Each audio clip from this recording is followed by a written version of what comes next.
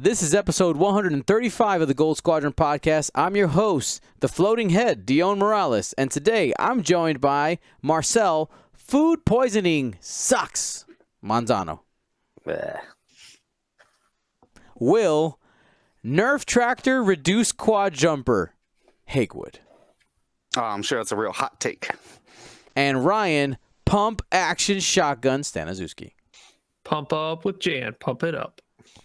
All right, everybody. So for our news and announcements section, essentially most of our content today is news and announcements. So we'll get to all of that. FFG releasing an article today called Uncharted Territory, where they revealed some of the environment cards that are going to be in one of the release boxes that are coming up here in Q1 of 2020.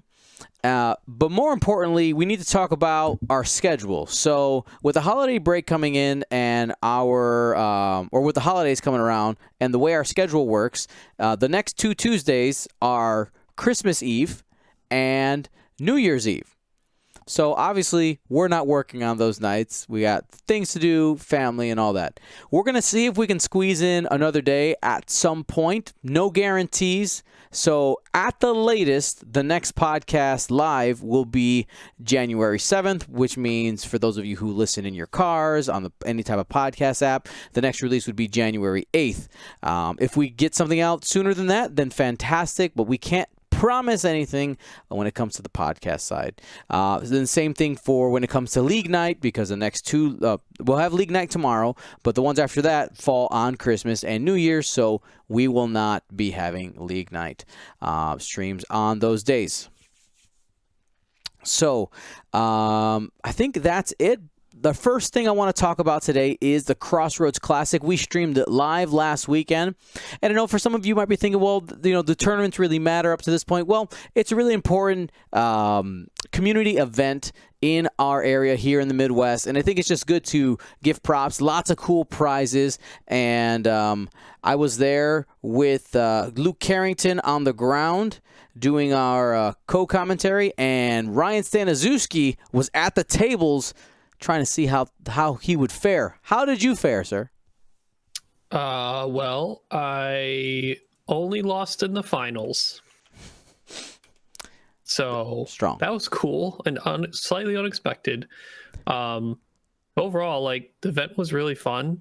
Everyone seemed to have fun with each other. I never really, like, sometimes you hear a couple tables down, like some squabbling, some headbutting. I didn't feel any of that. Every game was fun and engaging. Everyone there got food, which was part of their entry fee, which was good. The cookies were devoured by round 4. Record time. Gordon yelled at me because he came on Sunday and not Saturday and said, well, why didn't you save me some? I said, you tell people to stop being animals about eating cookies and maybe they'll leave you some. That didn't happen. The card set, I think Mark Moriarty said this was the first official alt art card set he put together. It was really cool. A pilot per faction, and each person left with their faction card. It was funny. Resistance, top of faction was 4 and 2. Resistance had a very small amount of showing at Crossroads, and nobody really knew why. I assumed a lot of people wanted to get the Von Reg alt art he made. So there was a lot more first order than most people expected. But then thinking about the prizes, they're like, oh yeah, they want the Von Reg alt art. Hello to Isophane in the chat. Yeah, it was an awesome event. Thank you to all the players who came out and played, and also to Family Time Games for just having the space for us to do it there. We gave away a bunch of those Mark Moriarty cards, and we still have some extras. So those will be added to our inventory in the Gold Squadron warehouse, which, by the way, I digress. I actually forgot to put this in the notes. I spent today after day job packing up a bunch of stuff from World Prizes, people who are waiting for those. And those are all packed now. Going to slap some stamps on them and get them in the mail tomorrow, most likely. So those things are coming. Also, I brought back with me, oh my God, 2 boxes worth of painted ships from Luke. Carrington. Gold Squadron Paintcast every Monday and Thursdays. A ton of ships. About half of them are already given away, so if you're waiting for one, it's coming. I actually have it now. But we have a bunch when it comes to our events in the new year. And maybe once in a while we'll give one away here on a Wednesday night or something like that. We'll see what my heart decides. I was able to acquire one. One of the prizes was top 2. Got to take their pick at a painted ship from Luke. I chose the Resistance Transport. All right, and you know what? This is a good opportunity. I know that points might change or whatever, but you made the final. What list did you play? And you said that you lost, but what would you play against? So I played against Doug Howe, the St. Louis Grand Champion. He flew, I believe, the exact same list. I'm not sure if Sunfog had Crackshot in his list at the Grand, but it was basically Sunfog and 6 drones with struts. He's on a tear right now with it. Nantexes are gaining speed. People are starting to understand how they flow within lists. What I flew was Braylon, Jan Ors with Moldy Crow, Jake with Crackshot, and Cassie with BWing. Just designed to use Jan to power up those very modified Braylon shots, or sometimes very modified Cassian shots if Cassian can get a lock and Jake can pass off and focus. That's some good stuff. And one funny thing, for those of you who don't know, so last year, Crossroads Classic 3 was won by Alex Smittle, and Doug Howe is they're basically brothers. Just basically, they've got the Crossroads Classic 4 trophy now, and their trophies get to just snuggle up now, which is nice. It's good. They're keeping it in the family. I think if I'm correct, the first 2 years was Wisconsin with Nathan Idy and Zach Matthews, and now the next 2 years have been Kansas City. That's right. So I'm looking forward to seeing what Crossroads looks like next year. But yeah, there was lots of great lists and all that. But with all the points changes and things like that, we're not going to focus too much on when it comes to that meta thing because it doesn't really mean anything at this point yet. But let's get into some new stuff. We got the Uncharted Territories article here. Well, let's go ahead and flip over so we can see that for those of you who are watching. Uncharted Territories, if you didn't take a look at that yet, it talks about the Never Tell Me the Odds pack and talks about some of the upcoming changes, not changes, but additional ways to play X-Wing. Any highlights from here, guys, that you want to point out? Just the varying objective, or I wouldn't say objective, just the varying quantity of those different game types. Like what do you have on the screen here? This is Minoc Infestation. So it's just a little extra thing each time. Sometimes, they had positives and negatives, but I think it's a pretty good step in the right direction. I would love to see these in like little side events. Probably not going to see it in organized play because it's going to require everyone to own one of these boxes, I assume. But still, it's new and interesting ways to play X-Wing, and I think that's overall good for the game. Yep. So let's actually go ahead and talk through one of these, the Minoc Infestation, since we have it up here. So at the very top, there's a black bar, and it tells you what obstacles you require. So on this one, it requires 3 asteroids and 3 debris clouds. I would say that one thing right there kind of tells you that we probably won't see these in tournament play because right there, it's requiring certain amount of obstacles. So that means that they would have to change the way you currently choose obstacles with your list. You'd have to be able to have like all of them, or they'd establish that these were the rules beforehand or something like that. I mean, in like Destiny, how you choose the battlefront, and Legions, very similar. Same with Imperial Assault, I believe. But I think an easy way to do it is both players bring a scenario and all the required things. So if you're bringing the crazy bomb ones, you better have every single bomb token for it. But then first player gets to choose their objective or their opponent's. Cool. Their objective. I keep saying that word, but it's not. They're called, what's the exact wording of each one of these? Like the name of this? Yes. Card? What is that card? It is called a. Oh, you're putting me on the spot here. I know. Environment cards. There you go. Environment card. cards. Yes. Exactly. So first player just gets to choose which environment card that of the two the players brought, and then they obviously brought all the things they needed for that environment card. So that's the environment they play with. All right, let's What keep. would you think if it wasn't in that implementation? What if you knew going into an event if it was each round was going to be this environment? So round 1 was using Minoc Infestation. Round 2 was using Comet Trail. It was already predetermined. Think that would work? That would be an interesting event for sure. They would have to provide all of those things though, each round. Because each one So I has quite a few different. So here's the one you were talking about, Will. The continuous bombardment one right there, where you need 2 bomblets, 2 ion bombs, 2 proton bombs, 2 seismic charges. You have munitions cache, cluster mines, counter nets, ion bombs, proton bombs. Like there's some. Yeah, those would have to be on every single table then. So that might not be the best way to do it, unless the say entry fee for your little event was to purchase one of these packs. There you go. Get into the tournament Because Everyone everything on these cards is included in that one box. I think except for one thing they mentioned. Oh, proton torpedoes. Right. Which is in everything in X. Right. It's in the core box. So. Right. Cool. Yeah, and there's a local store here. Is it Grognar? I forgot which one exactly. That runs these modified events. Have been doing it for years with ion clouds, and special effects over ion clouds, and they've got like the huge ones and things like that, where they provide the asteroids for that. But yeah, it's mostly either local league for fun, add some variety.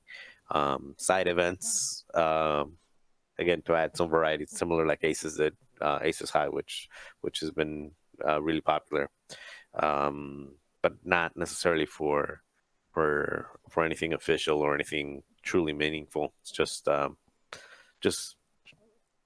something get out of the norm of just a regular dogfight with the same rules always. Can I go on a small tangent? A little bit of a rant tangent, just a little one.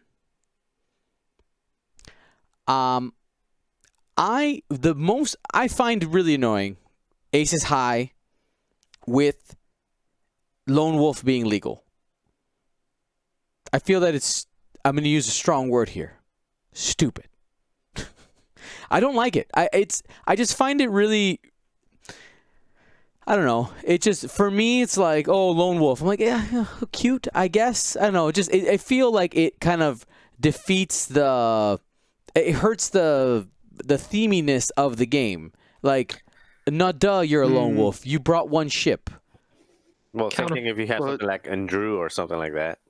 I mean, not that you would fly Andrew in it, but there's ships that require flying solo. Sure. But I do think I do have to agree with you. It seems that there's no penalty for the card, right? But it is only one reroll per round. But there is other EBTs that do a much more powerful effect than one reroll. Yeah, talking juke, outmaneuver. Counterpoint: there are force users, and I feel like Lone Wolf is a balance point they're allowing to non-force users. Fair. Granted, it feels bad and weird because the card title and how it was structured. Right. If there was just a blank card that said spend a charge to re-roll a dice, that's pretty much what you're paying for in Aces High. Fair. Okay. Rant over. Have we talked you down I'm off the ledge. I still don't like it, but whatever. You can stay on your ledge. It's bringing you counterpoints. You can stay on the hill. Dying on this hill. Anyway, we'll keep going. Back to the environment card. We're sticking with a basic one, just so those of you who can't watch right now, we can kind of describe it. So after your obstacles, it has a setup requirement. So it tells you how to set up your game. So for instance, this one says setup in player order. Players take turns choosing an obstacle and placing it into the play area until all obstacles have been placed. Obstacles must be placed beyond range 1 of other obstacles and beyond range 2 of the edge of the play area. So that's a normal setup, but we got some other like crazier ones where they talk about, for instance, you know, what you're supposed to do with some of the other items out there.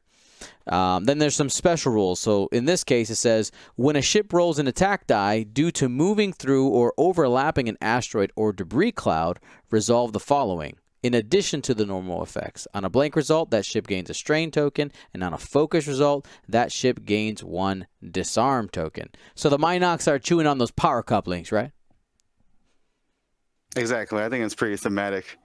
But it doesn't fundamentally change the rules of the game, though, too. So if you do want that kind of deathmatch dogfighting with a small spin, this is a pretty good one to use.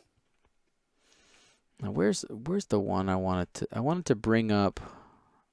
I thought I had it here. Okay, so there is when I was taking a peek through here, there are ion clouds now. Is it a new debris type? No, they're just referring to there's 3 new gas cloud shapes. You can see it there in the Falcon or in that spread there it is. there. They're reddish gas clouds, 3 new shapes. Mm-hmm. I think they would function as normal, except for that scenario. I think the only new things we're getting on the pack are they would be ion bombs making a return, and also a cluster mine. But you only get, I think, 1 card for cluster mines. Yes, you only get 1 cluster mine card, but they do give you the cluster mine tokens, though. All right. And in the effect here, in the article, they don't mention what cluster mines do yet, right? We don't have that. No, or ions for that matter. Cool. The ion bombs, but we can make small assumptions about, you know. It'll be 3 or 4 ions. 3 or what 4. would 4 do? I don't know, but that's the way they did it in the ion cloud. Oh, sure. That's a good point. Would you go up to 6 to make sure they hit a? You probably need more than 1 bomb to do a huge ship, though. So 3 Probably makes 2. sense. Well, because I think they should be able to still ionize a large base, though. I think the 4 ion tokens would probably the only way that I see where that matters is if you have static discharge on a large base ship. That'll take you from 3 to 2. They play tested that one apparently. All right. So overall, not a huge implication in the competitive game, but I think that it's going to be really cool for local league night. I'm actually excited to implement these. I think in our league from time to time. I think it's just like I think Will had said, it just spice it up a little bit, right? Just make it a little bit different. Take our standard game and just add some twists into it. I'm in. All right. Now what everybody really wants to talk about. All the new things, right? So today there was on the FFG Live Twitch channel a spoilerific time. They showed all kinds of new cards, cardboard there. You see here are photos. And new ships, and we have a document here where we have most, maybe not all, but most of the new stuff that they spoiled. So let's go ahead and we're gonna do some card reading. Yay! I actually enjoy card reading. I think it's important for those people who can't read while they're in the car. And I want to, after each of the pilots, let's have a short discussion on: do we think it's good? Obviously, points withstanding, and maybe talk about some possible builds or abilities that can be used with these pilots. So Marcel, start us off. All right, we've got Kazura Ziono. Yep, Ziono. Got it. How do you say it?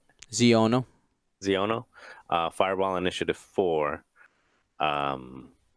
It looks like the ability got erased there. Yeah, I was trying to say, like, it's not in there. It's right there. It's on my screen. So it says, while you defend or perform a primary attack, if the enemy ship's initiative is higher than the number of damage cards you have, you may roll 1 additional attack die. It also has the Explosion with Wings ship ability, and it says, setup. You are dealt 1 face-down damage card. After you perform a slam action, you may expose 1 damage card to remove 1 disarm token. Now that's not optional, right? It's going to be on all the ships. So these Yeah, ships you start all with 5 basically hull. have 5. Okay, so they're basically 2-2-5 stat lines. Okay.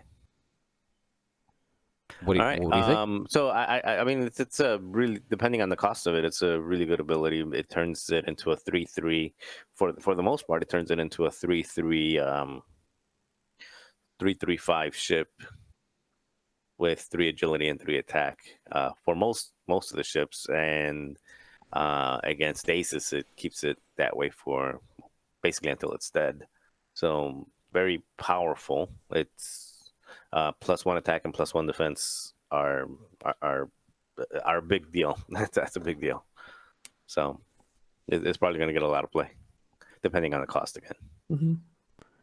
I like the fact that it has slam. I know that there's a cost there, but you know, we know from the K-wing and the alpha class that slam is a great, not only offensive tool to get you into position, but also a great defensive tool. Can be used for blocking as well, especially depending on what some of the lower initiative abilities are going to end up being. Having resistance slammers gives you another option, depending, of course, on the cost, to set up some blockers there. I think that's really cool. Yeah, and the cost that you pay for it is optional. I mean, if you can just use it as a regular slam and not shoot, if you're using it to get away or to set up a block. So the critical side of it is essentially an optional cost. Right, that would be like if you set up that money shot, you're like, sure, I'll flip this crit and hope it's okay. So, I think in the original article for this, and they kind of show off the fireball a bit, where it seemed like you could choose which face down damage card you first start in setup. They said on the stream that they're referencing expose, I guess. And what do you mean choose your card? So it says Explosion with Wings. After you are dealt 1 face down damage card. I thought there was discussion that the fireball title itself will allow you to choose that face down damage card out of your deck instead of random. And if you combine that with static discharge veins and disable power regulator, that could be a control piece. When you slam, you could reveal it, get ioned an engagement, and pass it off. If it allows you to do that, if that is true. But That'd be pretty powerful. it would be, but static discharge veins is like 8 or 9 points. And we are assuming these are the Z95s, the specialty Z95s of the Resistance. So, but Kazuda specifically has that Rick Ali type effect. So we're getting some confirmation in the chat saying, yes, that's what the title's going to be able to do. Really, on stream they had 2 mod slots. I forget exactly what the second one was, but he had advanced slam and 1 other modification. So that would be pretty interesting. Yeah. And I think they did say it can take missile and cannon, were some of the other slots it could take up to on stream. So, Missile for sure, because it does contain the mag pulse missiles. oh, okay. So, missile for sure. Cannon maybe not. It doesn't include a cannon, but doesn't say not. I was double checking its dial. Speaking of slamming, always makes me think of, you mentioned K-wings and Star Wings. Neither one of those ships have a natural slam and a natural K-turn. This thing does have a 3 Talon roll. with it having a 3 white bank and 3 white forward. So that's, I mean, we all know what Poe can do with the black 1 title, slamming, doing things like that. Or 9, I guess, too. But I really do think it envisions the like speed racer that it's supposed to be, because it's really not a dogfighting one, right? I haven't seen Resistance. Dion, I think you're the only person who really has. Yes, I've in the watched world. Resistance with my Hey, in the hey, world. No, I've watched it with my daughter. It's a kids show. It's a I kids want to show. watch it, but I haven't had time. Sometimes it's hard to get through. I'll be honest, because it is definitely a kid show. It is not Clone Wars. It is not Rebels. Oh yeah, there's some super plot armor on Kazuda. Oh yeah. It's like, oh my God, I'm an idiot, and it worked out. Yay! Yeah, that happens quite a lot in the Yeah. beginning. The blissful ignorance of plot armor. Yep. Yeah, that sounds about right. But like, oh, good thing I got extra agility this round. 3 natties. Yep. Exactly. So Yeah. just on the razor's edge all the time. Now let's go ahead and hit the next one here. Ryan, go ahead, take this one. I think this is one that people are talking quite a bit about. So we have Hollow from the TIE BA, or the Von Regs TIE. Initiative 5, so we now have another confirmed ace level pilot. At the start of the engagement phase, you must transfer one of your tokens to another friendly ship at range 0 to 2. Reminder, that can also be those strain and deplete tokens you've gained by using that ship's ability. Could it also be a target lock? It's a good question, right? Yeah, Because it's- target it's- locks aren't something a ship holds anymore. It's just something it's gained on the enemy ship. Well, that's what I'm saying. Like, what if somebody has him locked? Is that your Oh, yeah. token?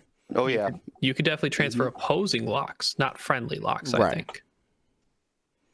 You can transfer locks. You can transfer tractors. You can transfer disarms.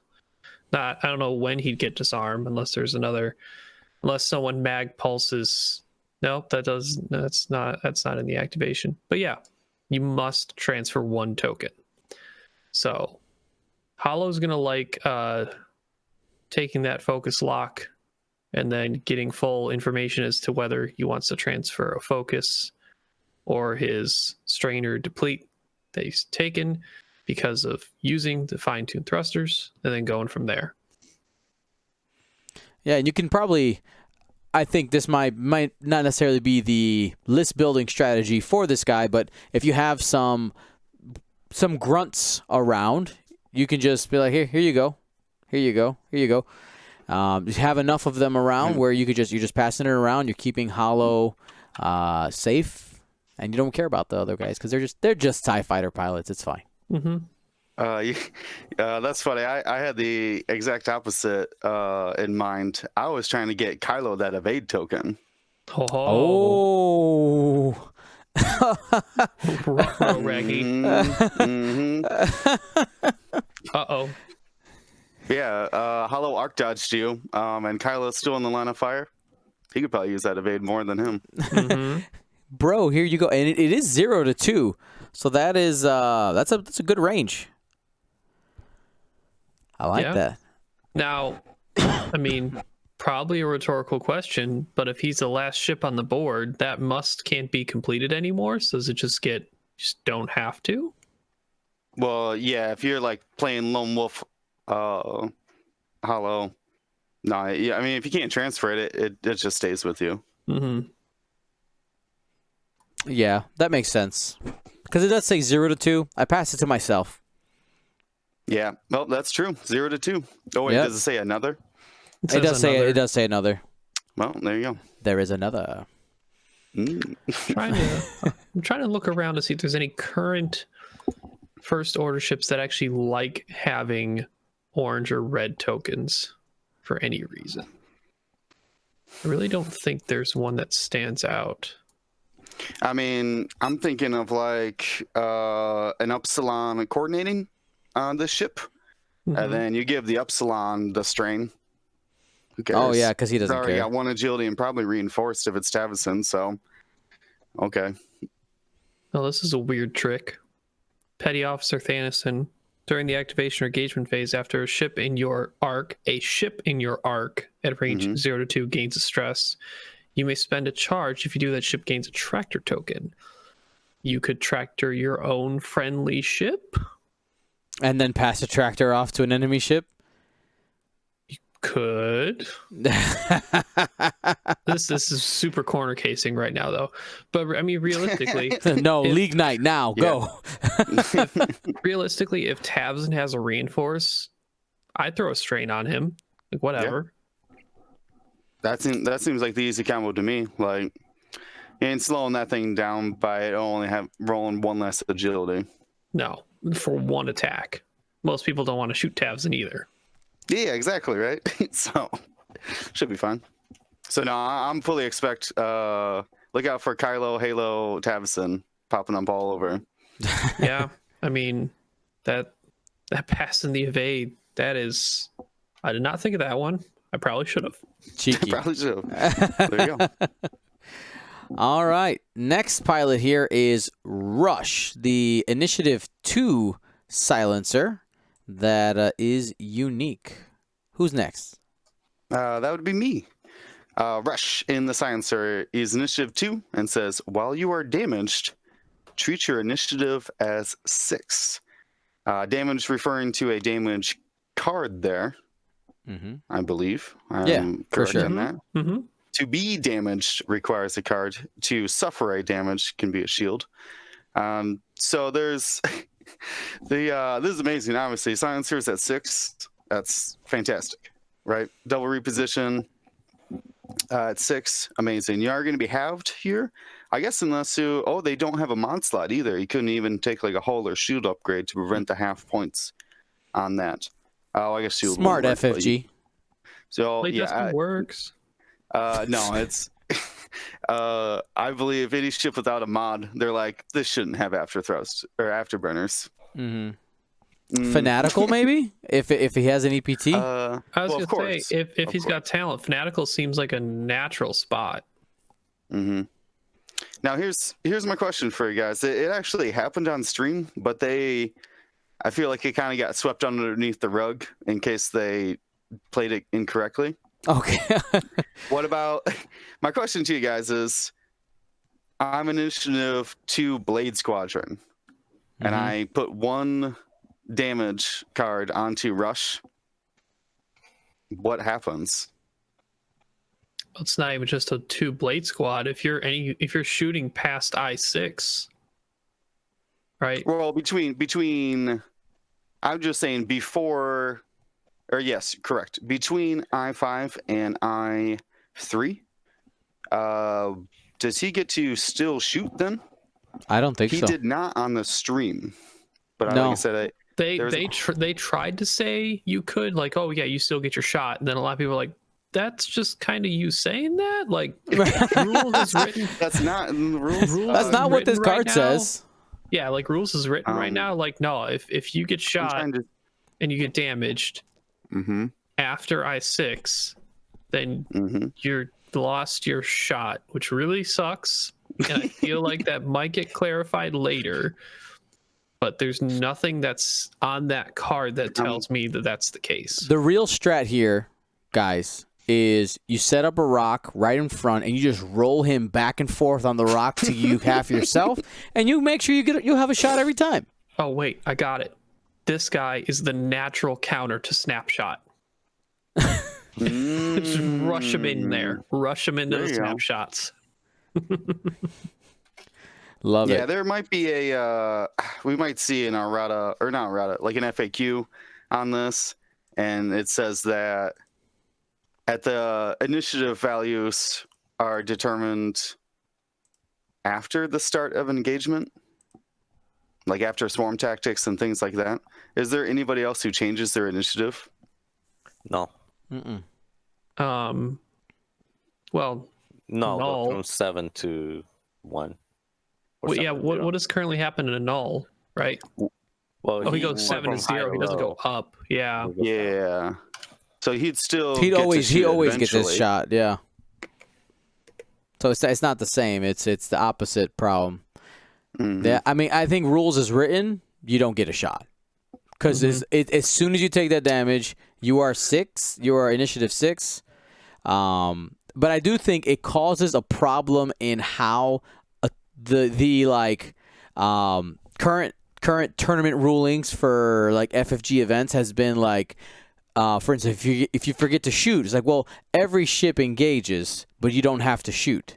It's like, well, we passed, like, as soon as he jumps up to 6, he never had an opportunity to engage, but you're telling me that every ship must engage. Yeah, that would be correct if that one card on him was a console fire. Yeah. So there you go. Does he not engage? Yep. I'm sure there's. It'd be funny if their ruling was, oh, he's damaged. Now he immediately has to take his next shot because we're past 6, but we're before 2. Yeah, I mean, it's like an interrupt effect kind of thing. Yeah. Well, see, that's the other question too. Of like, I guess it would be the same. Like if he gave away initiative, which makes sense to another 2, and that 2 killed him. Was he still queued up to shoot that at initiative 2? Oh, like if it takes him from not damaged to dead, does he? Yeah, like Simo. Yeah, is it simultaneous anymore?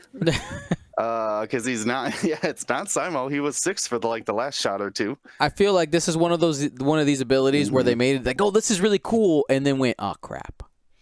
Yeah, like they probably were playing during the stream today, and immediately went, oh, dang it. They were just kind of like, yeah, no, he totally gets to attack. Just he gets his attack, and that was very not convincing. Yeah, how they turned off camera. We messed up. They're human too. It's okay. It's all right. All right, next one, Captain Phasma. I'll go ahead and do this one. Captain Phasma.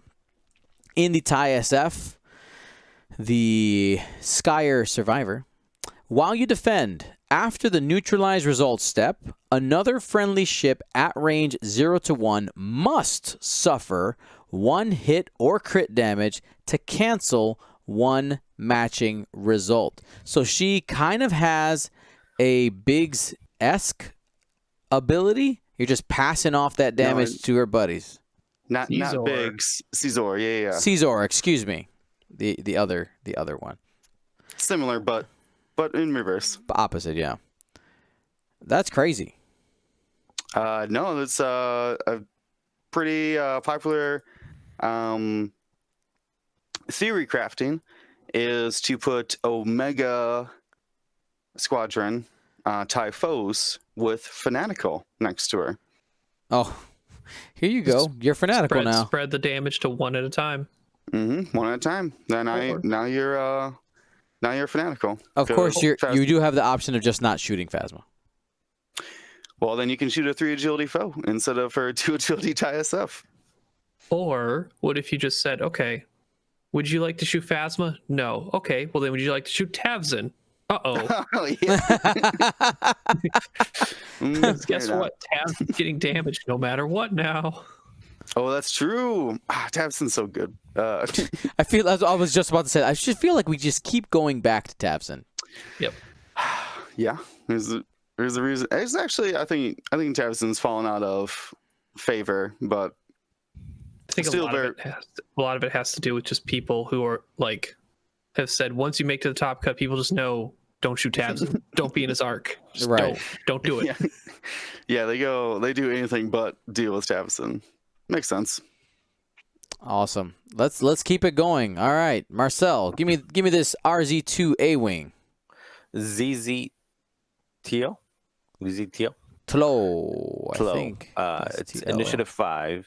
It's a Resistance A-wing, and regenerating energy. So it has 1 charge on it. After you defend or perform an attack, you may spend 1 energy to gain 1 focus or evade token at Initiative 5. This is actually a really good ship. I hope it's not overly costed to the Zari level, but it's going to be really tough to kill.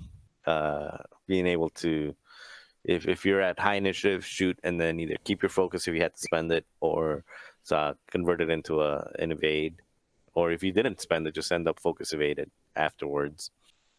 Same thing. So it's basically always going to have, as long as it's getting shot or taking shots, it's always going to have double tokens, whether it's 2 focus, 2 evades, or a combination thereof. And I think Really good chip. it's important to note also that it's not an action, right? It's just No. gain the token. Yeah, So you it just doesn't gain the matter if token. you're stressed. Yeah, you can end up with double focus, or you can do anything you want. Which is a big deal looking at the chassis ability being stressed as often as it is. Yeah, and always being the time on target on this is probably one of the highest, especially for initiative 5. So it's going to be. It might depend, again, depending on the cost. If you're looking at, like, Bartos, for example, he likes flying that 5 A-wing. It'll probably take the spot of maybe like a Tally or something like that. But Yeah, I think, because this is just a again, straight offensive or defensive ability guaranteed. yeah, where Tally you have to have like the bullseye, and there's a lot more. There's a lot more to it, and an extra die. A token is better than an extra die the majority of the time. Mm-hmm. Yeah, Wow. this could easily be the actually same price as Lulo, and could still be very much worth it. I think this is also- better than Lulo. Yeah, I would agree too. You Yeah, just- it's more tanky. It's more defensive. Also, snapshot. It's another attack you get to do if you get it. Is it? Yep. Yeah, that's what I was thinking of. Snapshot and advanced optics. Get the snapshot, you get a focus, then you move, get another focus action, and then you're basically going to set down 2 attack dice. Mm-hmm. Or set down 2 attack dice. I would set down 2 hits because either if you double blank, you heroic them. If you roll something blank, advanced optics gets another one. And then after all of that, you can get an evade token again. It seems very powerful. It seems Well, also one of the few. It's only 1 charge, so you're not going to get. Oh, that's true. Yeah, That's true. Oh yeah, so I mean, snap might helps you get more things before Getting stuff shot. shoots at you, Right. so you can be focus evaded by the time an I6 or an I5 that shoots before you. Yeah, and that's what I was thinking of, is that with against other I5s, this might actually be a candidate to take initiative here, because you're going to want to be focus evade for defense. Or be able to have your chance to use advanced optics first. Or wait, no, I said that wrong. I guess it does work both ways. They could shoot you, and you get a focus, and then you shoot back with advanced optics. Well, that's assuming you're jousting somebody of the same initiative, but yeah. Sure. I don't know. It doesn't seem like there's a con. What's the bad part? For what? For taking initiative? No, for this whole pilot. That seems very good. There is The no only bad part is it's only 1 charge. Yeah. And that's probably the only thing balancing it out. That's All fair. All right, and just for anybody who's wondering, just really quickly, ZZ Tlo is a character that was in the Star Wars: The Last Jedi Junior novelization, and didn't necessarily do anything super huge, but ZZ is a she, and it's an A-wing pilot, and was blown. And it says she was killed in her starfighter and was blown to pieces by First Order TIE fighters. So. She does die. She doesn't make it. Gonna have enough charges. I mean, it does look like she's jousting 5 TIFOs in that picture. It's fine. It's gonna be fine. It's fine. We just gotta survive for 1 round and then 5 forward and rotate backwards. It'll be okay. Nobody told her the strat. That's the problem. All right. So next pilot here, we have another A-wing. Ronath Blériot. Take it, Ryan. So initiative 2, while you defend or perform an attack, if the enemy ship is in another friendly's turret arc, you may spend 1 focus token from that friendly ship to change one of your eyeball results to an evade or hit. So ZZ is a natural wingmate to Ronith. So if ZZ doesn't end up using all of her tokens, especially the focus tokens, Ronith can then use it for himself. Because A-Wings are only turret arcs. Mm-hmm. That seems pretty strong. It's a weird chaining effect, but there is no range restriction. Yeah, I was just gonna say there's no range to that, which is pretty ridiculous. No, I mean, for as many times we've seen, I mean, as my experience flying 5 A-Wings, I like to spread them out a bit. So the only range restriction is just making sure that like the ship you're shooting is also in your friendly ship's turret arc. That's it. Yeah. That should be easy to accomplish. Well, with multiple A-Wings anyways. So this is basically, I keep going back to advanced optics because that's what I'm used to on these things. But this is basically advanced optics for defense.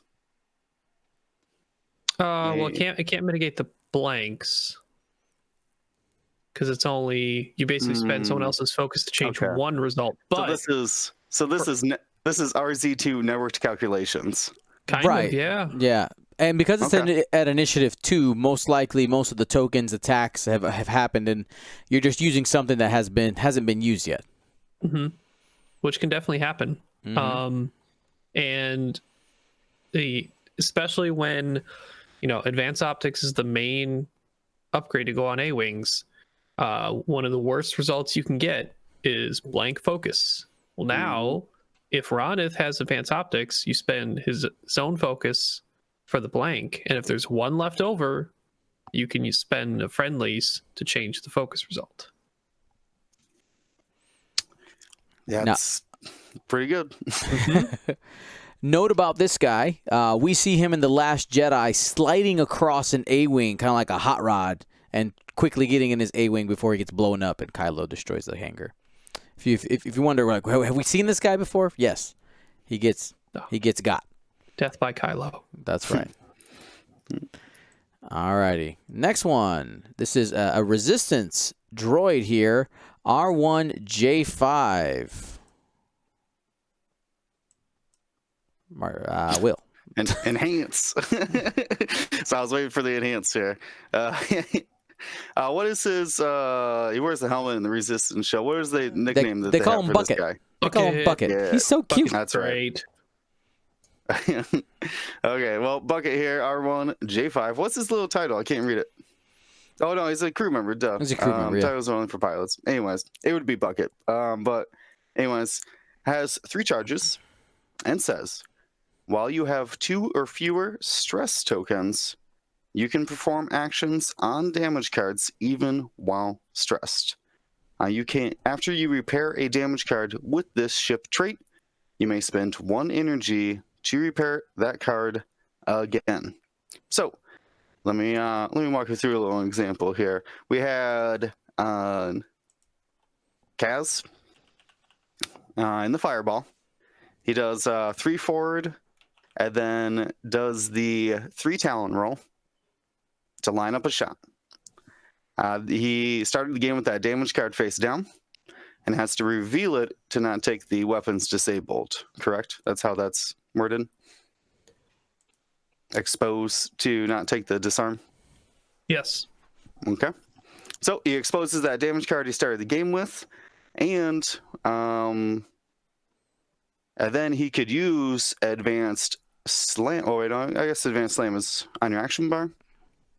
But anyways, my point is that because these things, these fireballs are getting their cards flipped up, exposed, you're going to need to spend a lot of time repairing them and getting them back down.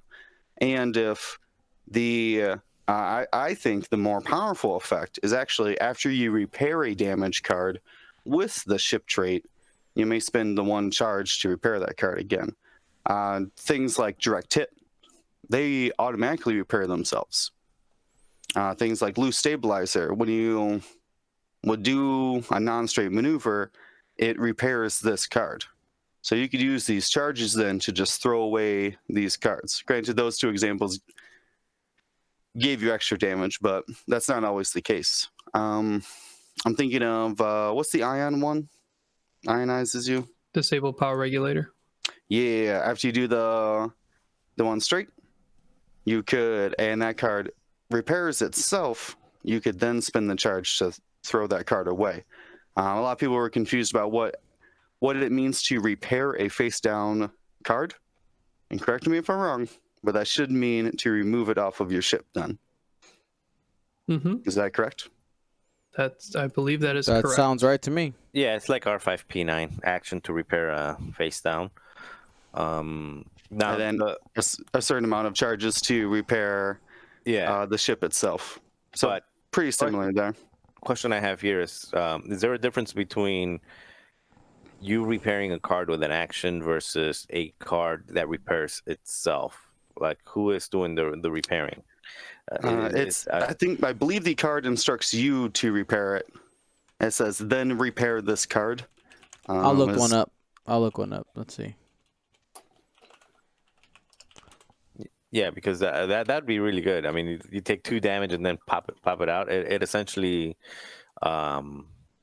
it essentially works a little bit like not ablative plating, but what's that other one that the Beelzebubs always use?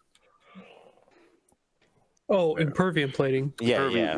Because So- if that's the case, it would work like impervium plating. All of the actions themselves, it just says, then repair this card. It doesn't say the word you anywhere. Okay. But Oh boy. But Specific sentence structures and the usage of you. yeah, that's exactly. I mean, that's unfortunately that's the corner we got to walk into. Yeah, because I believe the devs. I believe the devs were explaining it and playing as if that was the function of it, but obviously, it may not be rules correct.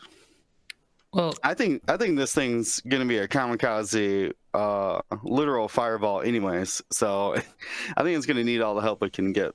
I think that this is obviously made for them because it's got bucket on it, right? But this does have uses in other places in the Resistance. Transports have a lot of hull they could repair, and T-70s have 4 hull as well. mm-hmm. I like it. Yeah, and I think, Dion, even on some of those damage cards that say action, they just say repair this card. They don't say you repair this card, but you're Right. taking the action. So I don't think you is going to matter. No, I If don't it think gets so either. repaired, it's going to be repaired as the ship that has the damage card. Exactly. I agree.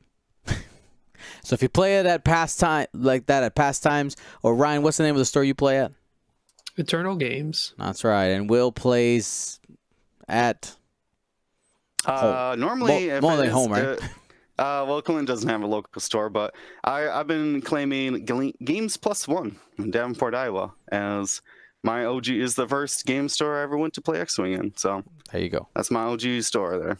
So you play it at any of those stores, that's how we're ruling it. All right. We got it. All right, let's keep the good times rolling here. Now, I think this is probably the big one, the one that most people want to talk about. We were pretty sure this was coming at some point, as there were rumors that this almost came out in first edition or something of this sort. We have S-foils for the BWing. S-foils for the BWing. So that means there's 2 sides, okay? It is a configuration, so it doesn't take up any other slots besides one that they're essentially just adding onto the BWing. And when the wings are open, it gives you a barrel roll linked to red target lock. And it says, after you perform an attack, you may spend your target lock on the defender to perform a bonus cannon attack.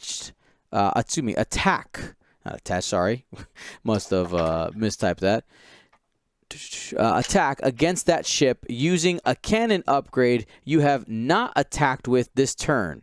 Before you activate, if you are not critically damaged, you may flip this card. Let's talk about this side first. The very first thing I look at here and go, hey, jamming beam might have a use. You use Jamming Beam first because it's free to try to clear some tokens. Nobody really wants to be jammed. And then you fire with a real cannon. But the question is then, what cannon do you use? What are we equipping on these BWings? I mean, traditionally, I would say ion cannon, just because if you're, this is under the assumption that S-foils will cost something, because you're making such an investment here with the cannons and the foils, I'm going to want something that I can get the most out of. So I'm actually thinking either tractor, depending on the initiative, or ion. For, like I say, a cheaper like blade squadron or something. A cheaper blade or dagger. I forget what the low ones are. Cool. And then the stabilized S-foils, the closed version, gives you barrel roll, link to evade. You, by the way, you no longer have the barrel roll link to target lock. It also gives you the reload action. And then says, before you activate, if you are not critically damaged, you may flip this card. So, pretty interesting there. So if you do have critical damage, you don't necessarily lose anything. Now, here's my question. Do we think these S-foils are going to be free, or are they going to cost something? They're definitely going to cost. They're basically allowing you to shoot again for free, at no significant downside to it, especially like on Braylon. With the S-foils open, you barrel roll, red target lock. Now you shoot with your primary weapon with 2 rerolls, and then you spend your target lock to shoot again with the ion or tractor, and then reroll 2 more again.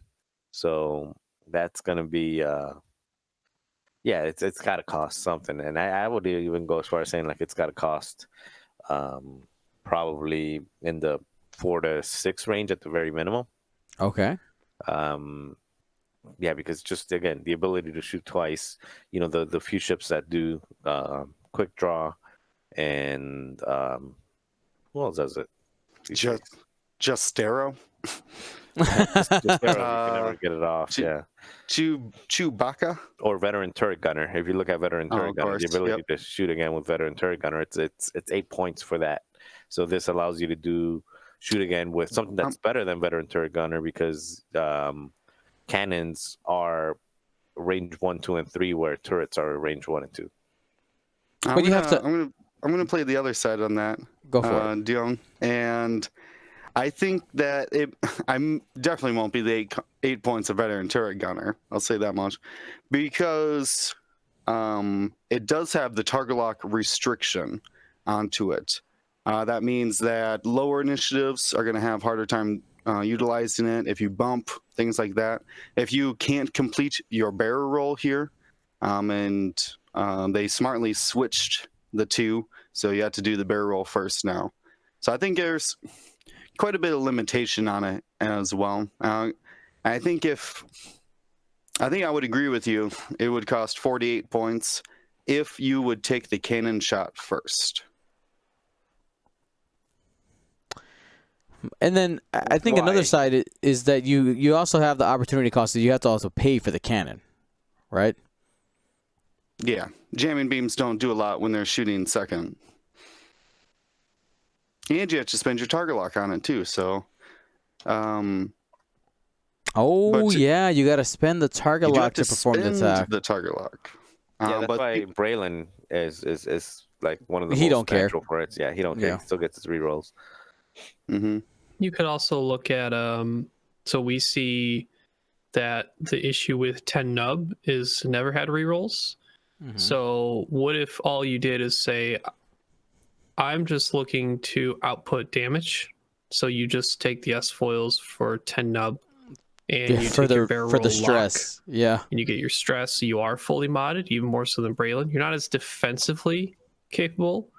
And hey, say you go super cheap for the cannon, and you just go auto blaster, and throw on a marksmanship, and just say, I'm spending the lock to do this attack, but as long as I get a crit and I'm outside your arc, It's auto damage. So Yeah. It's a good point. Yeah. Yeah, What are we calling out here for prices? So Over or under 2.5? but before we do that, okay? Oh, sure. Go I ahead. think Go ahead. so. I'm curious to see how FFG goes about this because I think there's one of two ways, right? They could just slap a price on here, but I wonder if FFG would be on the road to saying something like, well, because you could see the people who are all about the theme of the game going, why would you pay? Why do I have to pay for something that my ship just does? Right? Though I guess you could argue that with the landing struts on the Vulture droids, but nevertheless, I'll continue down this road. Would they maybe just raise the price of BWings and make it free? Or do they make a cost because they might not necessarily be as good on all of them? I think the easiest way of looking about that is by raising the base cost of all B-Wings, you're punishing people who have not bought this pack. Yeah, I absolutely see that because, right, I think the only configuration we have right now that has a point cost is the struts, right? But that came when you buy a Vulture, it's in the box. Correct, yeah. you could argue, I mean, it's not a configuration slot, but realistically, SF Gunner works the same way in terms of like it changes how the ship is utilized in that manner. I mean, 7B and CLT are other configurations. But everything you're saying, though, came with that ship originally. Oh, no, I agree. Yeah, like, Okay. I'm not saying anything should... I mean, those all cost points. Drastically more.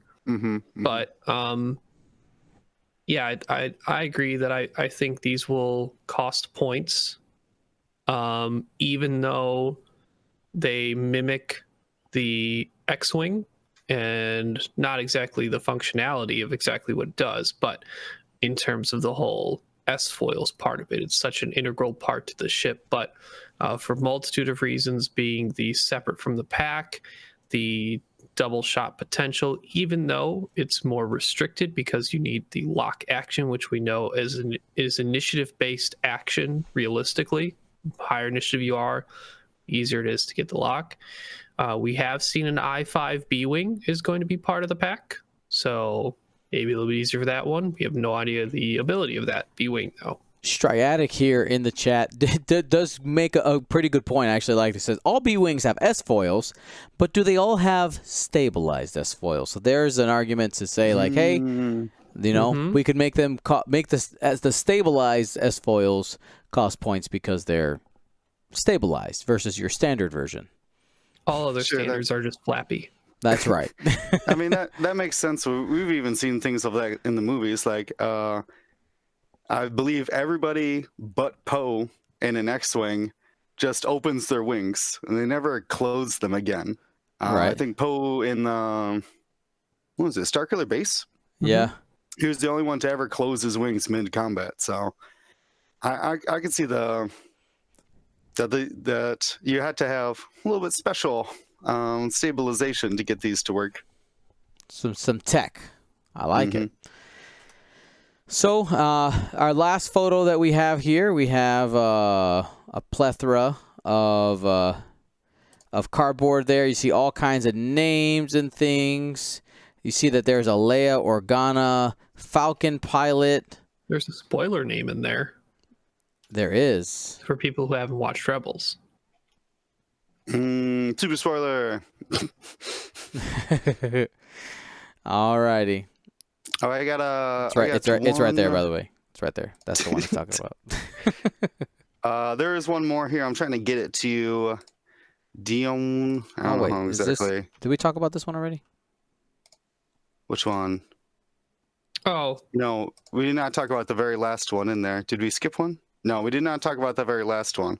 But you did miss out on one thing. Let me try to put it in the notes here, say as quickly as possible. Just hit it. Just say it. You just take it. Oh, well, I was trying to get the visual out for everybody, but Dion Page was something that was spoiled along with the pack. The back of the box had a big picture of Page, and a spread had her save ability. Got it. So Page Tico in the Resistance Bomber was pretty much known. What does it do? After you drop a device, you may spend a charge to drop another device. One recurring charge. You do it every turn if you want. Drop 2 proximity mines on top of someone. Yeah, that sounds nasty. All right, let's see. Well, while Dion's I pulled it up. I got it. Well, he's showing. Be careful there with the notes there. That's But fine. anyways. All the stuff we read is just card text. All right, I trust you. The sacred notes. The sacred notes. Anyways, before we get to the token, this was the new missile coming out in both the Fireball and the Von Regs, called Mag Pulse Warheads. It's an attack target lock that has 3 dice, range 1 to 3, and it prevents the range bonus there. So it's still 3 dice at range 1 and range 3. But it says spend one of its 2 charges. If this attack hits, the defender suffers 1 critical damage and gains 1 deplete and 1 jam token. Then cancel all the results. So this is great for like a high initiative person or someone who, like Vader, be like, nope, I don't keep that lock on me. Of course, you might have a hard time attacking Vader with the target lock. But this is some interesting tech. I think that we don't have a lot of utility missiles anymore. It actually reminded me of the Tracer missiles from first edition. I miss Tracer missiles, to be honest with you. They gave everybody target locks. Oh yeah, I remember. I think this is in the right direction. Missiles have always been a little bit behind of like raw damage output. So I like to see, if they're not going to do more damage, I like to see them do other things. Like in this one, we have deplete and jam. Awesome.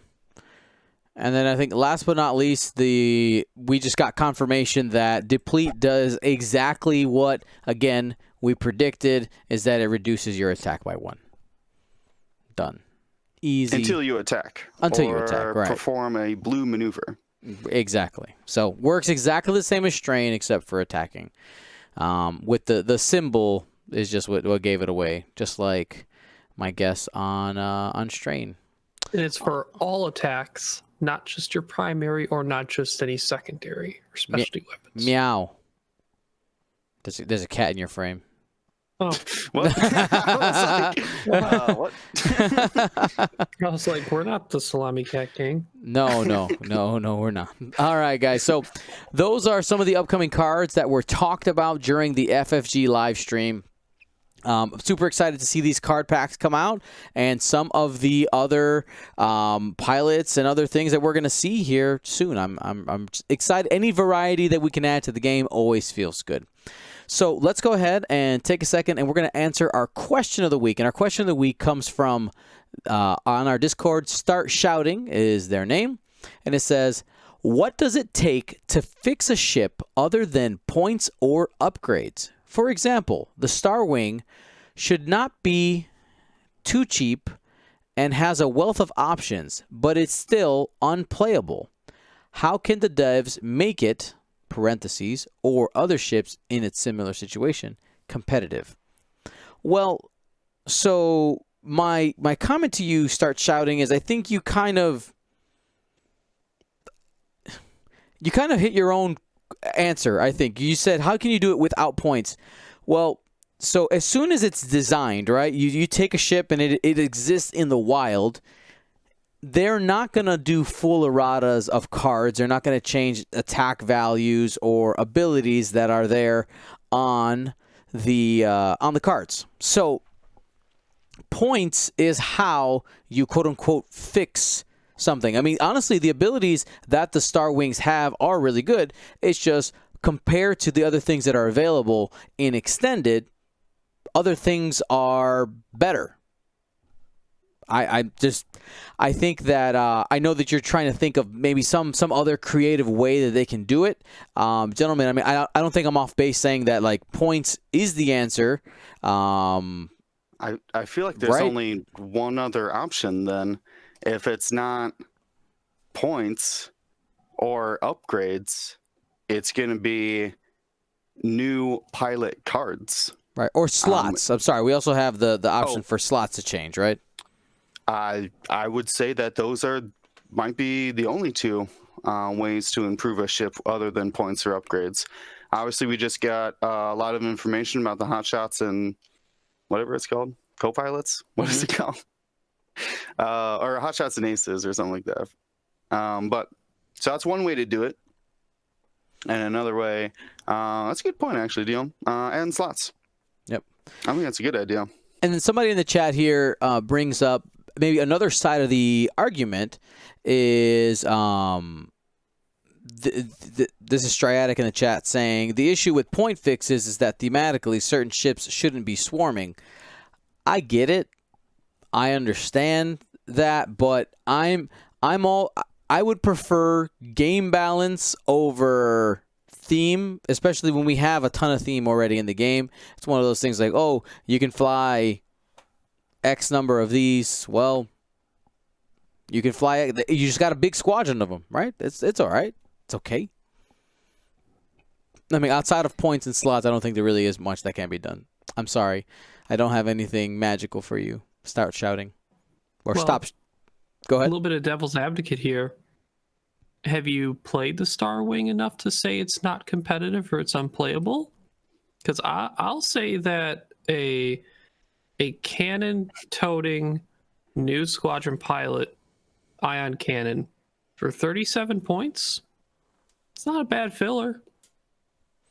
Yeah, there's I've heard of people messing around with like 2 of those and a couple aces being Vader Soontir and 2 ion cannon Starwings. Those are quite annoying coming off the flank. You don't want to turn at them, but they might ion you, and that would be really bad. Yeah, I would echo the same thing. The cannon versions, I think, are actually the better versions these days.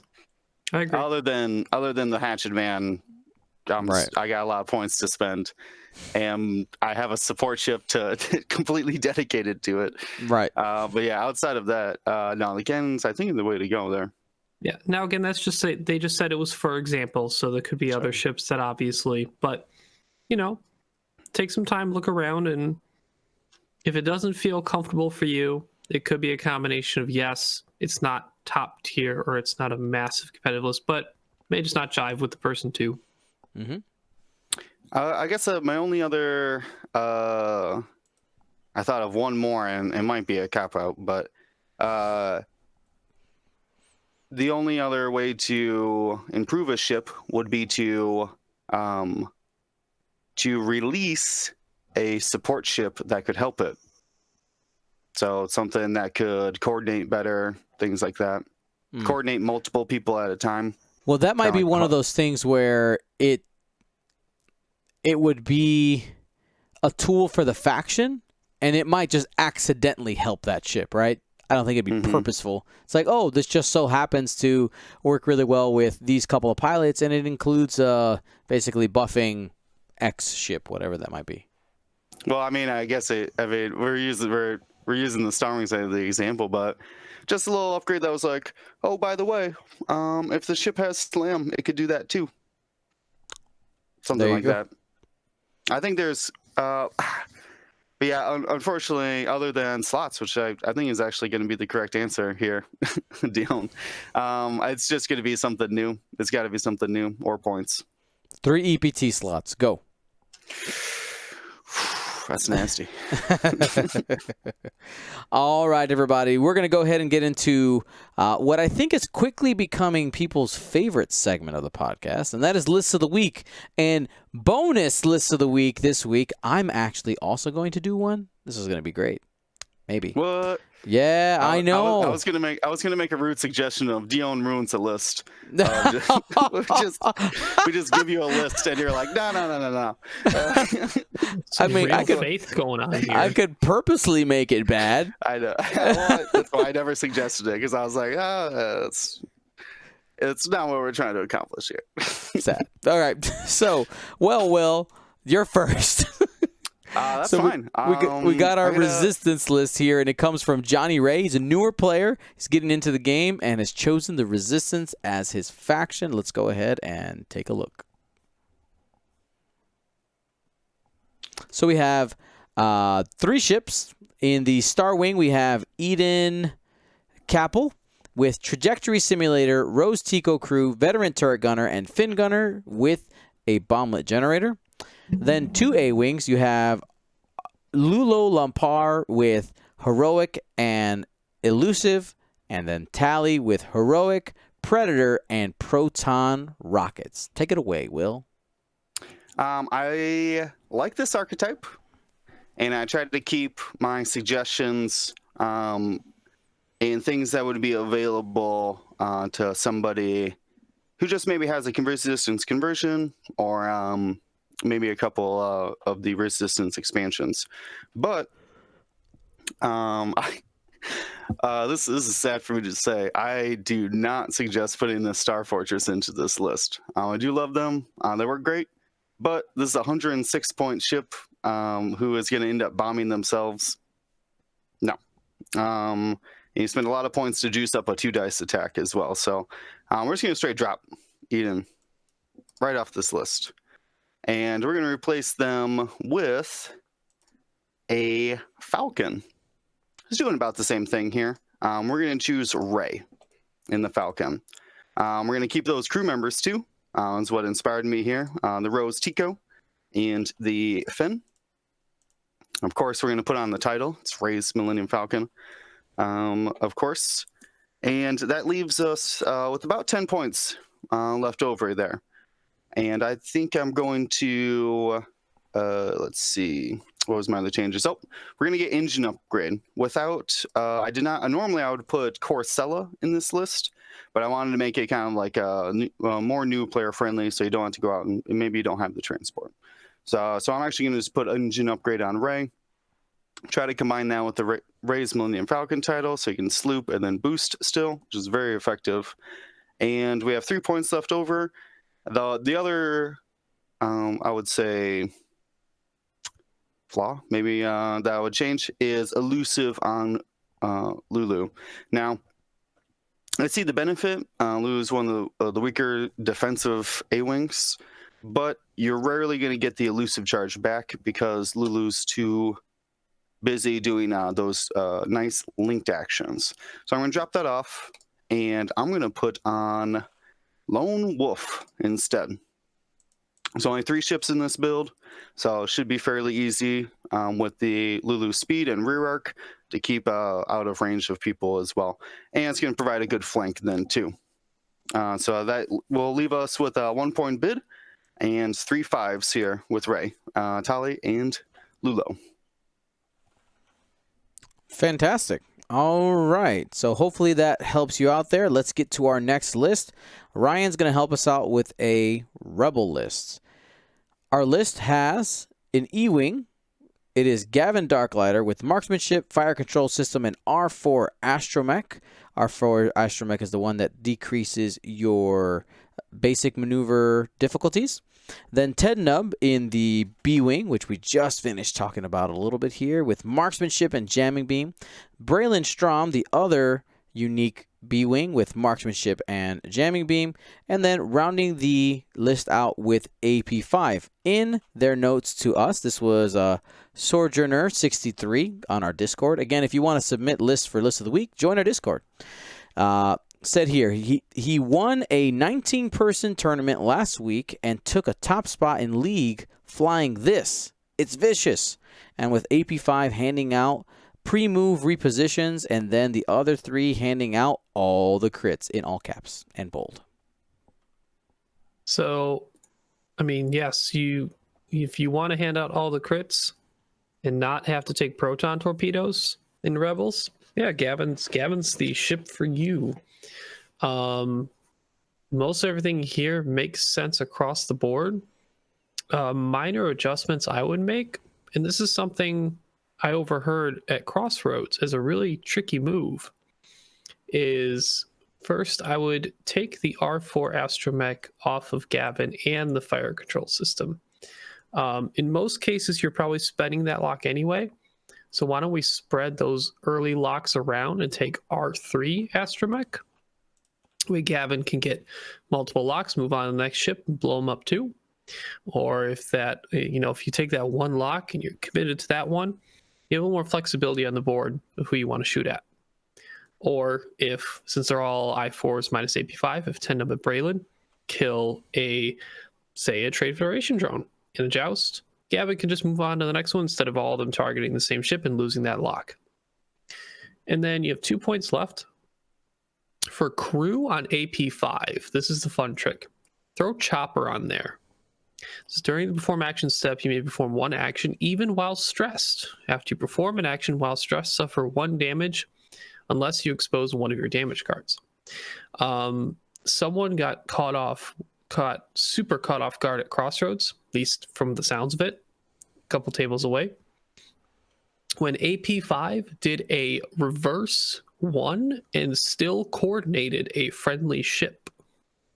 So it's one of those 1-point surprise cards and clutch moves you can pull off to get that coordinate off while still putting AP5 in a different than expected position. Very cool. So you end up 199. Gavin with marksmanship. R3 astromech, 10 with marksmanship, jamming beam. Braylon with marksmanship, jamming beam, and AP5 with chopper. All right, our third list here. Marcel's going to be taking care of a scum list that was submitted by Fel Sebto. No notes on this one, just kind of just a list. So let me go. Apparently, I didn't have it open on my side. Sorry about that, guys. So here it is.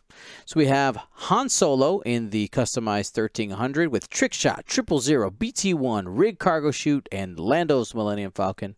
Forlom with just Trick Shot, and Dengar in the Jumpmaster 5000 with Trick Shot, Contraband Cybernetics, and the Punishing One title.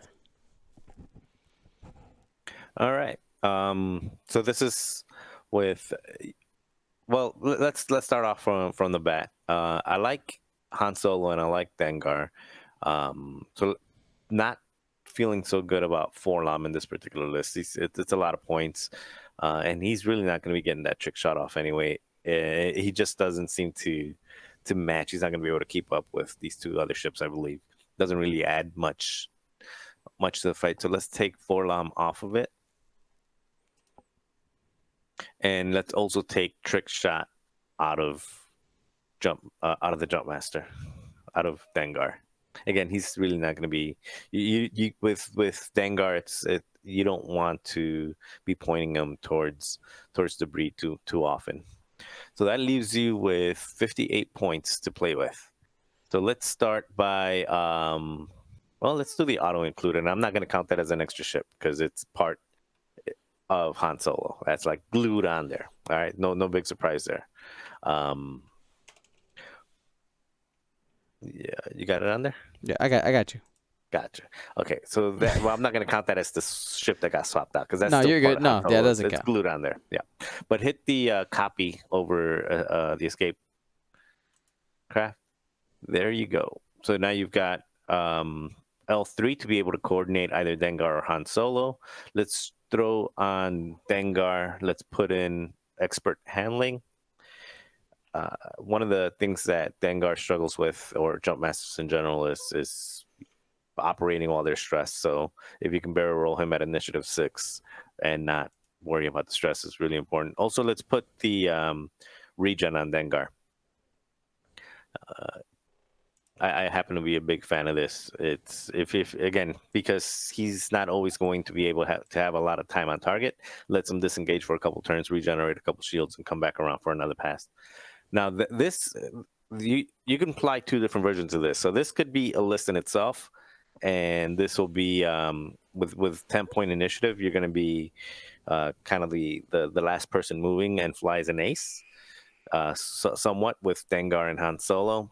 However, let's get a little more techie with this. Put 4-LOM crew on Han Solo, and the modification static discharge on him as well. So since you're trying to take advantage of 000 being at range 1 and really getting in close, and taking advantage of the autopilot, giving a couple extra shields, the rigged cargo chute, all of that's happening with 4-LOM. Once you shoot somebody, you don't even have to shoot somebody at range 1, but once you shoot somebody, even if you're bumped against someone, if you shoot someone anywhere, you can go ahead and 4-LOM, which lets you call out a token, and that ship cannot spend that token during that attack or during that defense, and it gives you 2 ions with static discharge. It allows you to take a stress to pass that static discharge off to a ship at range 1, 0 to 1. So this is a really good way to crowd control. And again, with L3, L3 is a really good piece to help keep Dengar double modded, or just do the things that you need to do. Maybe barrel roll him ahead of time, or do something to make sure that Dengar's in the fight more often than that. So yeah, Cool. that's what I got. All right. So the last list of the week, I will be attempting my first list of the week in our current format. All right. So where am I? There I am.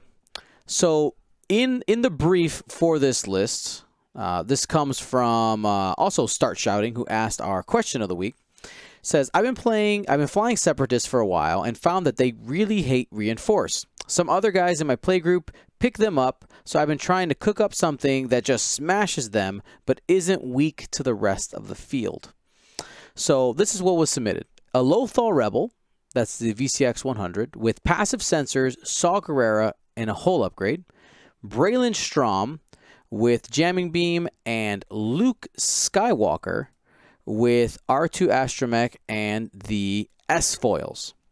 Now, one of the things that jumped out to me right away is that he's over here talking about reinforce, but also taking passive sensors in his list. That kind of sends a little bit of a red flag for me, just because you have to use your action for passive sensors. And you don't have that now available to use for reinforce. Now, if you're worried about the Vulture matchup, I'm not sure that a Lothal Rebel is going to be the best solution in that, and I think there's a couple of different things you can tweak depending on how you want to fix. So I actually came up with 2 different ways that you can go with this. So step 1, if you want to keep the VCX, you're going to go ahead and drop passive sensors and hull upgrade. You're going to change the Lothal Rebel to Hera, and you're going to stop right there. You have Hera with Saw Gerrera, Braylon with jamming beam, and Luke Skywalker with R2 Astromech at 199. Now, in those Vulture Swarm matchups, you have the ability to use Hera's ability to hopefully dodge a couple of those arcs and give you some options there. And she's just a fantastic, really, really strong piece with Saw Gerrera. You have enough health there to really just explode some things. And as long as you're, of course, getting your actions, if you can get a target lock along with that Saw Gerrera, you are doing some serious work. Now, if you're worried about the reinforce and you really want to focus on having the reinforce, I think you got to take a different solution. With that, let me go ahead and pull up the copy that I made. Nope, I lost it. Well, we can just make it here. If you want to do that, you can actually just drop the VCX. And while this is not a great price ship, but if you really want reinforcing your squad, this is where I would go. You get an Ozatuk. That's the Wookiee gunship. You take Wolf Waro. You can use that same Saw crew tech and also add Magva Yarrow for a little bit of extra punch there. Magva is the rebel-only crew that says after you defend, if the attack hit, you may acquire a lock on the attacker. And then Saw gives you that same ability of being able to change all your focuses to crits. And after that, you have a little bit extra room. You can go ahead and add Sense to Luke Skywalker. And then you got 5 points to play with. You can go ahead and do something like adding shield upgrades, or I'd probably take a shield upgrade, or excuse me, a hull upgrade for Wolf Waro, and go from there. Personally, I prefer the Hera version. I think that's the better one of the two, and that's what I would do. How'd I do, guys? Did I do okay? Yeah, Those both look great. Yep. Is the Hero one the same that the guy flew round 6? Yeah, it's the same one. Okay. For sure. Yeah, it's good. Yeah, it's good. Just time on target. Just remember that. But yeah, it's good. Absolutely. But you got a K-turn in space where you can K-turn. Or you can drop the regen and put a turret and give Hero a second arc. Mm-hmm. All right. So hopefully everybody out there enjoyed our show today. Again, I want to remind you guys that with the holidays coming, we're not sure. We know that at the latest, the next show will be live on January 7th. If we can, we're going to go ahead and publish one earlier if we can get everybody together on another day. League Night will be live tomorrow, but then be off for a couple weeks because it lands on both Christmas and New Year's Day. You should be getting some paint cast, and of course make sure to subscribe to our YouTube channel if you're really missing us. We have a bunch of games that are publishing there, as well as episodes of the podcast and the paint cast. And I got a holiday treat coming. Quick Tips are back, baby, and they will be popping out here pretty soon. We cannot not mention this, but the Rise of Skywalker is around the corner, which is crazy. We have come. I know that I'm excited. I'm not even gonna. I'm tempted to talk more about it, but I don't want to affect anybody's emotions too much going into it. So I know I'm excited. My question to you guys is, when are you seeing it? Do you have plans already? I will tell you, I have my tickets for 5 p.m. Thursday. That's the earliest possible viewing, and super excited for that. Will, do you have any plans? We have a local theater playing it at 6, and I'm trying to hit that early show. I'm already. Someone was like, "Oh, did you see the new thing? They showed a thing that could be important." I'm like, "Don't finish that sentence. Like, what are you doing? Yeah, stop. What are you talking about?" Like, please, we're having a conversation about me not having spoilers. So why are you telling me this? So yeah, I'm gonna try to see it immediately, because I know that I can contain spoiling other people's experiences, and I don't want mine tarnished. I want to take it all in. So yeah, Friday. Thursday. Thursday. All right. What about you, Ryan? I got 8 p.m. Thursday. Awesome. I think one thing that's kind of really setting into me is like, we're hitting that point again where this could be the last crawl entrance we see for a long time, if not ever. Because we've already seen the precedents. The one-offs, the stories, don't have opening crawls. Right. It's only for the episodes. Last one. There we go. And Marcel. So first I'll watch the Mandalorian 45 minutes from now. That's right. Well, I am shaking in my boots because of the stomach flu and everything I'm dealing with, but I'm gonna muscle through it, stay up till midnight and watch it. And then the Rise of Skywalker. I got it at 10:15 on Thursday, but I think it'll be pretty good. I won't be on the phone or anything. Just stay off, guys, because be off the web for the majority of Thursday. Yeah, Excited. The world premiere has already happened, and that's why we know that there's things floating around. And Australia gets to see it soon, very soon. What time is it in Australia? I'm asking my phone, by the way. It's 4:14 p.m. So that means people, if they're following that same like Thursday release schedule, they should be able to see it within an hour or two. So it's happening. Also, Marcel, if it helps, you don't have to stay up because it actually doesn't come out at exactly midnight. It comes out at like 3 o'clock in the morning our time. Really? So you should probably go to bed.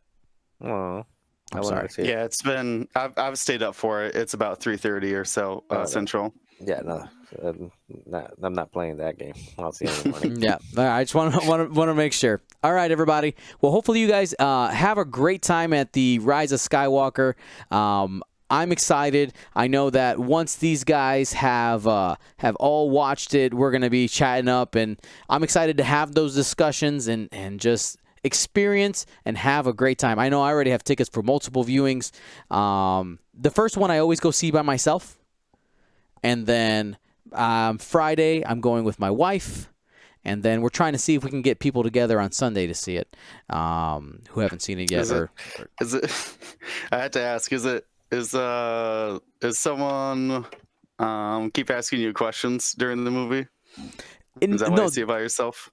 It is more so yes, and yes, and it's more just to stay focused. I think that. Like, I don't, because sometimes when I watch movies with other people who aren't as big into it, I feel like I have to explain things. So it's a dual thing. It's not just questions. It's just like, this is relevant because of this. I don't know if you know, but I got a different view on it too. I don't usually watch it alone, but usually the commentary from the person that you're with or the people that you're with kind of colors your own view. Like you're seeing it and you're either liking it or not, or you either like it or not like it based on your own observation. But when you're there with other people and they're making commentary like, oh, that sucked. Oh, look, they, whatever. Yeah. They're just either they're saying something good about it or they're saying something bad about it. It takes away from your own opinion. I'm going to get to go in as clean as possible. And that's what I want. And just go in. Come on. That's a wonderful way to look at it. And like Striatic said here in the chat, it's a spirit quest. When I go by myself, it's like a spirit quest. All right, everybody. Have a wonderful time. Happy holidays if we don't talk to you for a while. And we got some stuff coming here as a Merry Christmas for you guys. So pay attention. Make sure you guys like, subscribe, follow, do all the things. Love you all. Have a happy new year if we don't see you sooner than that. Gold Squadron out.